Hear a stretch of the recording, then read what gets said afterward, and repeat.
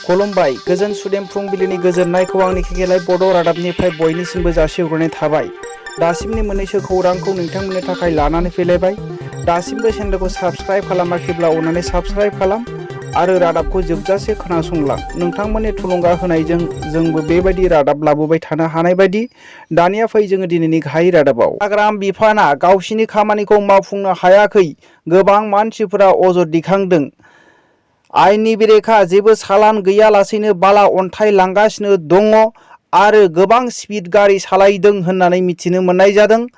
आरो बेखौनो लानानै गरेस्वर स्टुडेन्ट इउनियन एबा छात्र मुक्ति संग्राम समितिया आरो कृषक मुक्ति संग्राम समितिया हमनानै गरेस्वर नागिरजुलिनि लामानिफ्राय हमनानै तामुलपुर रेन्जआवहाय गथायहैदोंमोन।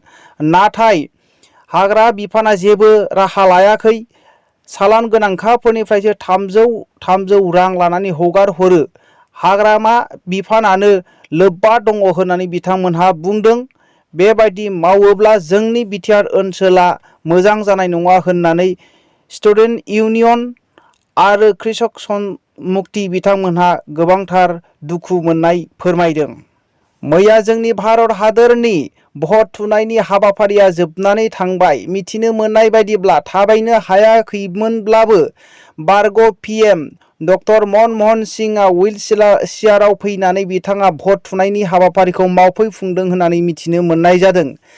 गासै रायजोफोरनिफ्रायनो गासै एमएलए एमपिफोरा मोजाङैनो मोजां भट थुदों होननानै मिथिनो मोननाय जादों।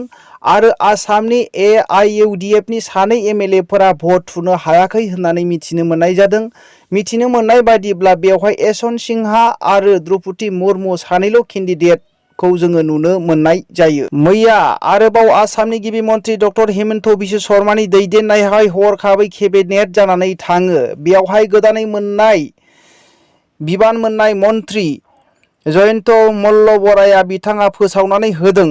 महाराष्ट्र भिलेज टेवारि जायगायावहाय नामघर आरो आलासि थाग्रा मिउजियाम बानायनाय जागोन आरो मुम्बाइआवहाय आसाम कमप्लेक्स लुनाय जागोन आरो आसामावहाय फरेनसिक बिगियान बुहुम फरायसालि लुनाय जागोन आरो 55 भेकेन्सि थानाय सिभिल इन्जिनियारफोरनि भेकेन्सिफोरखौ फुरा खालामनाय जागोन होननानै मैया हरखाबै सावरायनाय आरो थिरांथा लानाय जायो। बिटिआरनि EM राकेश ब्रह्म बिथाङा थांनाय दैबानाजोंहाय बायफ्लंनानै थांनाय गल्डेन बान्दोखौहाय लुफुंनो थाखाय गावनो सिगां ओंखारग्रोदों। बाक्सा जिल्लानि मुसलपुर ओनसोलनि गल्डेन फारा बान्दोआ बायनानै दङ। बेखौनो लानानै EM राकेश ब्रह्मआ सरकारनि सेंसनखौ नेयालासेनो थाबैनो खोनानै लानो आरो माइ गायनाय आरो आबाद मावनायनि थाखाय बयबो जेन' थाबथाया, बयखौबो ओनसोलनि सुबुंफोरखौ लैहोर लैहोर फैनानै बान्दोखौ खोनो थाखाय बयखौबो गावनो सिगां जानानै लेंहरदों आरो मदद होलायनो थाखाय बयखौबो बिथाङा खावलायदों। सानै बर' आइजोफोरा हारिखौ अननो रोङै आइजोफोरा बांगाल हौवाजों लांखारजानो नागिरदोंमोन होननानै मिथिनो मोननाय जायो। चिरां जिल्लानि बरथलानि सुमद आलीजोंहाय खारफानो नागिरदोंमोन क'क्राझार जिल्लानि सानै आइजोफोरा। बेखौनो मैया क'क्राझारावहाय गोबां सुबुंफोरा हमनानै क'क्राझार पुलिस थानायाव गथायनानै दा क'क्राझार जेलावहाय दैथायहरनाय जाबाय होननानै मिथिनो मोननाय जायो। मोनसे सोमोनांथाव खौरां, फिसाइया हाबा जाखांनायनि उनाव जिन्स लंपेन्ट गाननानै बेरायनो नाङा होननानै फिसाइया बादा होनायनि रागा जोंनानै फिसाइखौ देगारजों सुदों। बे जाथाया झारखन्डनि जरबिटा गामिनि 16 जुलाइआवनो जादोंमोन। हिन्जावनि मुंखौ पुष्पा हेम्ब्रम होननानै मिथिनो मोननाय जादों। गपालपारा होननाय मोनसे जायगायावहाय जिन्स लंपेन्ट गाननानै बेरायहैदोंमोन। बाव बेरायनानै फैनायनि उनावनो फिसाइया बादा होदोंमोन जिन्स लंपेन्ट गाननानै बेरायनो नाङा होननानै। बेयावनो रागा जोंनानै फिसाइखौहाय देगारजों सुसिन सुदों। उनावहाय फाहामथाय होनो थाखाय फाहामसालियाव लांदोंमोनब्लाबो फाहामथाय होनो हायाखिसै होननानै मिथिनो मोननाय जायो। मोनसे दुखुनांथाव खौरां, 30 मेनिफ्रायनो सा 7 सुबुङा गोमानानै दङ।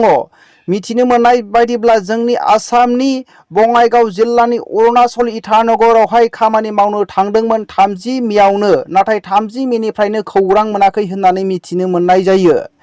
मिथिनो मोननाय बायदिब्ला रिजर्ट बर्डनि थिखादारा लांनानै खामानि मावहोनो थाखाय लांदोंमोन, नाथाय दासिमबो खबर मोनाखै होननानै मिथिनो मोननाय जादों। बिसिनि मुंखौहाय बङाइगाव जिल्लानि लालमाटिनि माजिदुल आली, आब्दुल आली, काइबुल उद्दिन शेख, पारिजुल हक, आइनाल हक, मानुएल आली, सामिदुल शेख होननानै मिथिनो मोननाय जादों।